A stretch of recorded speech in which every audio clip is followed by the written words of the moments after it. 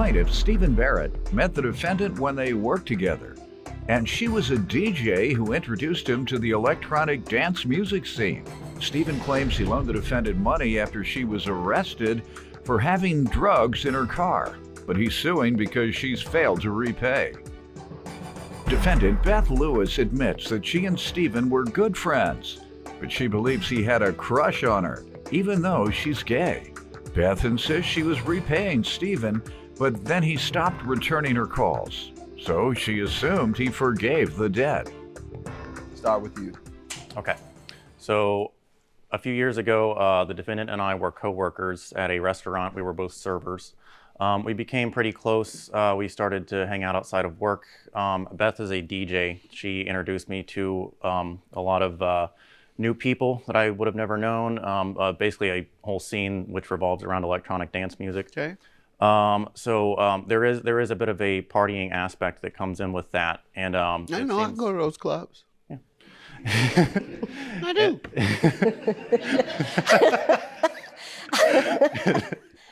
I go to Live in Miami.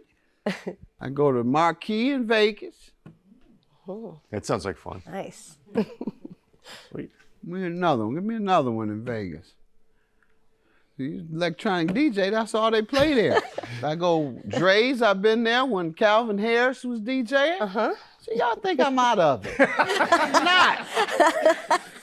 I'm not. Go ahead, sir.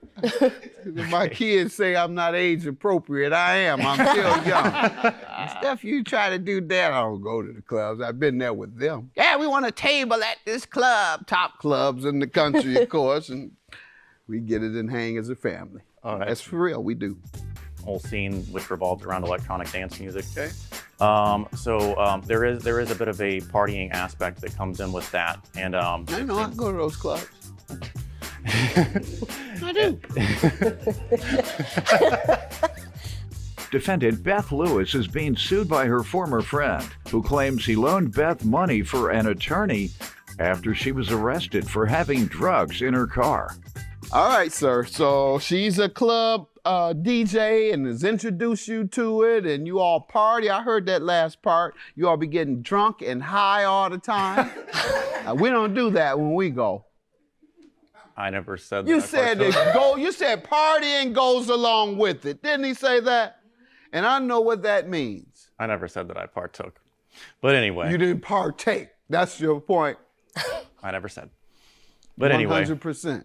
Anyway, quit trying to skip the subject. That means you did. You're trying to get away from the subject too quick.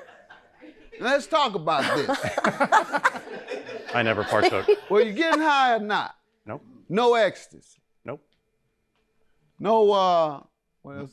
Molly. Molly. It's the same thing, but no. No Xanax. Xanax. That's a good one. No. No mushrooms. No. Oxys. Oxys. I don't even know where to find that anymore. Anymore. You tell me about your friend. You tell me about your association with the plaintiff, ma'am. Like he said, we met at work about 2016, 2015, and we basically became really close, even though we were 17 years apart. Got very friendly, but I've come to find out he liked me. He had a crush on me. Some of my coworkers let me know. And I had been with men in the past, but I'm officially gay. So I guess one day, I don't even remember doing it, somebody told me I tapped him on the butt at work. I don't remember doing that. All right, let me hear from you. Okay. About the balance on the loan. And Okay. So what happened was, on actually a night that was my birthday, Beth was DJing a show. I was attending the show, and she had promised to take me home after the show. But that didn't happen. After her set, she was hanging out with some people and ended up leaving with them. What adds a little bit of schadenfreude to the whole thing is that she was pulled over and had a substantial amount of illicit substances in her car and was caught with that. So definitely later she needed a lawyer, and I helped out with that. Lawyers have a retainer fee to be used. And so I put forth the money on a credit card for the retainer fee so that she could keep a lawyer. How much? $3,000 to retain. What was the agreement on repayment? I had asked that she repay $100 a month. She agreed. Okay, that's 2 years. You're a good guy. All right, over 2 years, 2.5 years he gave you to pay, if what he says is true. And she hasn't paid. When is the last time you all discussed it?